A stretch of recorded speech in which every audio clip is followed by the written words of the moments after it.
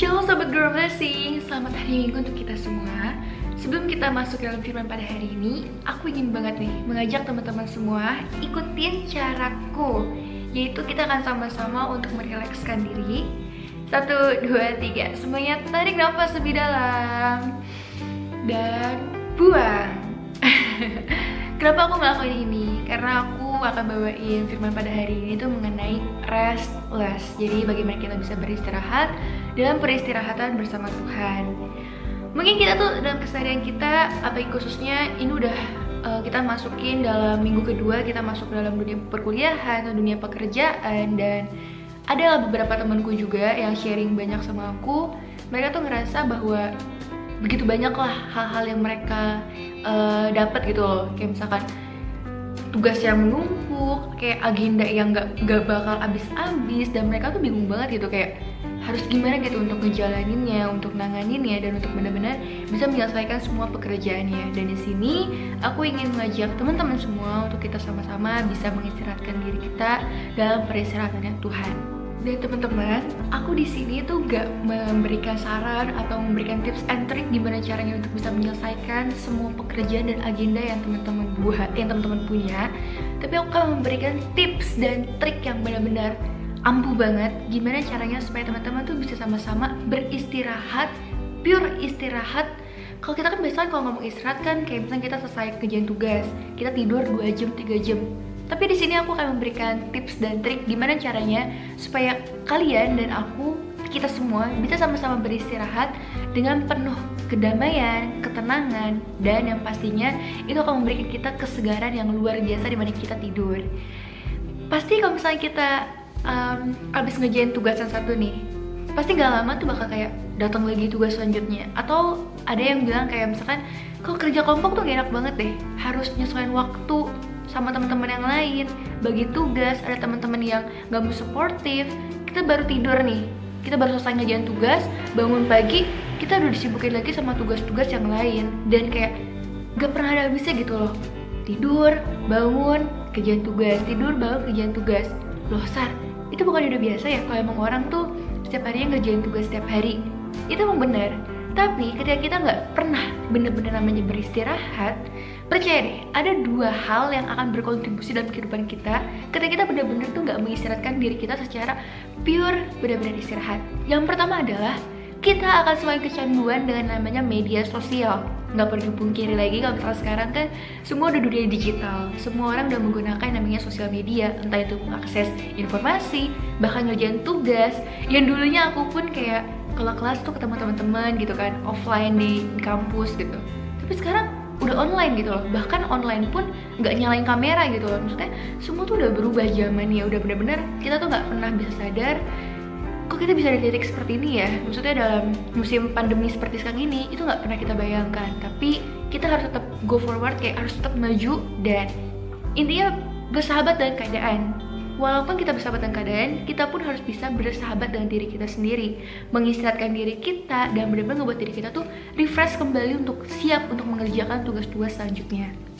Yang kedua adalah kita gak akan pernah bisa benar-benar sungguh-sungguh datang dan masuk ke dalam gerbang rumah Tuhan. Ada yang bilang, tapi kan aku habis ngerjain tugas pun aku malam juga aku doa kok. Tapi saat teduhnya atau doanya tuh ya nggak seperti jam-jam biasanya. Ya biasanya aku saat teduh tuh sekitar jam 7 atau jam 8 malam. Tapi ini setelah selesai tugas deh jam 12 malam, soalnya aku takut banget, aku gelisah banget nanti untuk tugasku nggak selesai gimana. Aku punya satu kisah teman-teman buat kalian, dan aku berharap ini bisa memberkati kita semua.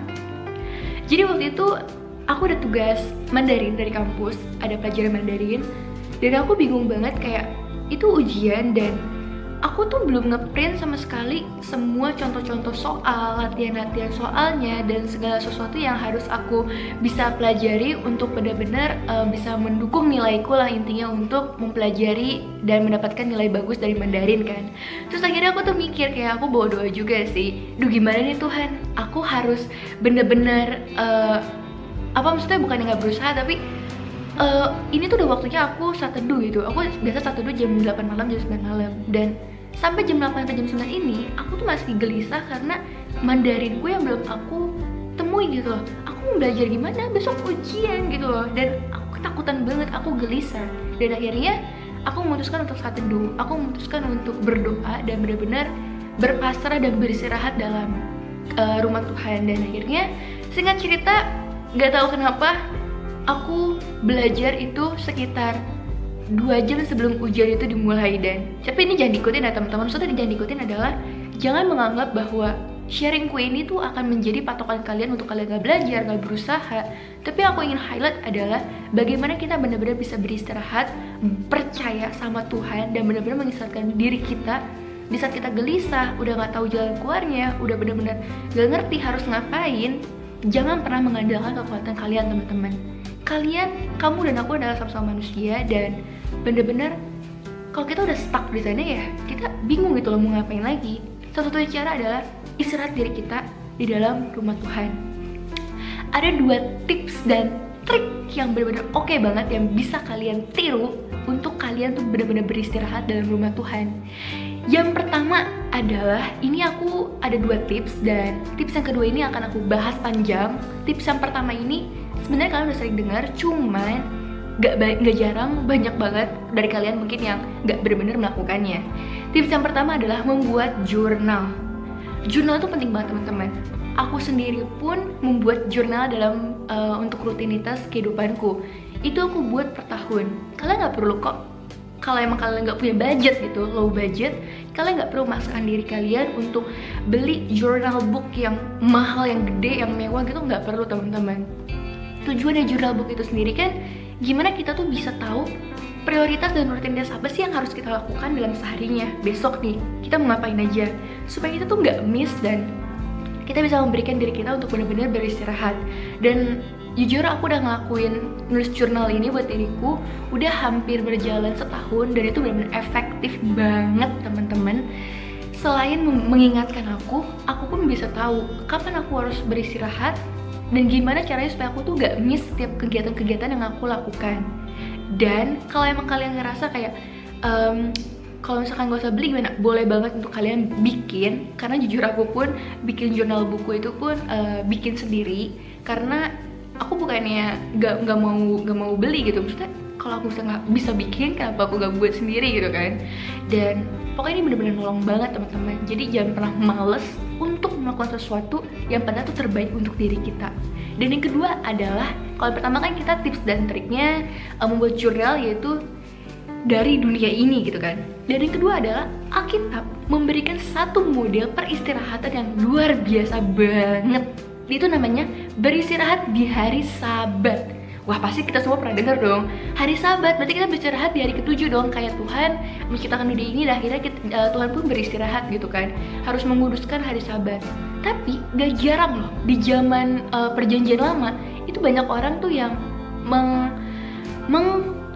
menggariskan hari Sabat itu tuh sebagai sebuah hukum atau tuntutan, dimana kalau kalian baca Alkitab itu ada beberapa ayat yang mengatakan bahwa saat di hari Sabat kamu nggak boleh membuat makanan, di saat hari Sabat kamu nggak boleh kemana-mana, nggak boleh ngapa-ngapain. Intinya itu benar-benar full time, jadi kamu tuh full timer untuk Tuhan gitu. Tapi Tuhan mengatakan bahwa hari Sabat itu dibuat untuk manusia, bukan manusia untuk hari Sabat. Maksudnya apa tuh? Kok bukan manusia untuk hari Sabat? Kita kan emang dituntut untuk nggak boleh ngapa-ngapain di hari Sabat. Kalian harus tahu dulu teman-teman, secara garis dasar kenapa hari Sabat itu dibuat. Hari Sabat dibuat untuk kita tuh sama-sama beristirahat, mengistirahatkan diri kita sendiri dengan dasar atau landasan Tuhan itu sendiri. Tuhan hari ke-7 telah membuat kita semuanya indah di bumi ini kan. Hari ke-7 Tuhan beristirahat, karena Tuhan ya sama-sama manusia juga dan butuh istirahat. Dan Tuhan menganjurkan pada kita menggunakan hari Sabat itu sebagai karunia, bukan tuntutan atau hukum. Itu yang harus kita sama-sama tahu. Karunia dan tuntutan itu berbeda, teman-teman. Kenapa dikatakan Sabat untuk manusia, bukan manusia untuk hari Sabat? Sabat diciptakan untuk membuat manusia bisa beristirahat dan memfokuskan diri dia kepada Tuhan, bukan manusia untuk hari Sabat. Orang Farisi sering mengatakan bahwa ini ada ayatnya, kita bisa sama-sama buka. Ada kitabnya di Matius 12, tapi aku bacain lewat versi bahasa Indonesia masa kininya, karena kalau misalnya kita baca di terjemahan baru, itu mungkin agak sedikit membingungkan bagi kita. Dan aku baca di BIMK-nya, kalian boleh sambil dengerin, atau kalian punya aplikasi YouVersion, itu ada aplikasi yang bisa digunain untuk mengganti bahasanya gitu.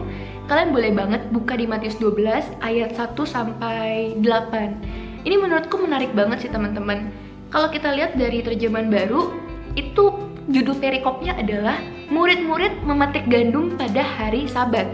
Tapi kalau dari BIMK, itu judul perikopnya adalah pertanyaan mengenai hari Sabat. Kita baca dari ayat pertama ya, teman-teman. Karena ini menurutku menarik banget, karena nggak jarang dari kita tuh ngerti gitu loh untuk beristirahat dalam Tuhan tuh kayak gimana. Tapi nggak jarang juga dari kita tuh nggak benar-benar melakukannya, karena bingung gitu loh. Maksudnya nggak benar-benar mengerti gimana mungkin sih kita melakukan sesuatu yang kita tuh nggak paham gitu loh kebenaran itu kayak gimana. Kita baca ya, teman-teman, dari ayat yang pertama. Pada suatu hari Sabat, ketika Yesus lewat sebuah ladang gandum, pengikut-pengikutnya mulai memetik gandum lalu memakannya karena lapar. Ini dari BIMK ya, teman-teman. Ayat keduanya, ketika orang-orang Farisi melihat itu, mereka berkata kepada Yesus, "Lihat, pengikut-pengikutmu melanggar hukum agama kita dengan melakukan yang dilarang pada hari Sabat." Melanggar hukum agama kita dengan melakukan yang dilarang pada hari Sabat. Ayat ketiganya, Yesus menjawab, "Belum pernahkah kalian membaca tentang apa yang dilakukan Daud waktu ia dan orang-orangnya lapar?" Ayat keempat, "Ia masuk ke dalam rumah Allah, lalu makan roti yang sudah dipersembahkan kepada Allah. Padahal, menurut hukum agama kita, ia maupun orang-orangnya tak boleh makan rotinya itu. Hanya imam-imam saja yang boleh." Tuhan membalikkan. Bukankah apa yang dilakukan Daud dan para rakyatnya itu tuh melanggar hukum agama kita juga? Nggak pernahkah kamu mengerti? Tuhan tuh selalu menggunakan perumpamaan supaya kita tuh mau cari tahu maksudnya apa sih. Itu tuh menarik banget. Dan tapi nggak jarang lah dari kita yang kalau udah nggak ngerti ya udah lewat aja gitu, skip. Tapi sebenarnya itu nggak boleh, teman-teman. Kalau kita nggak mengerti, boleh banget untuk kita tuh bertanya.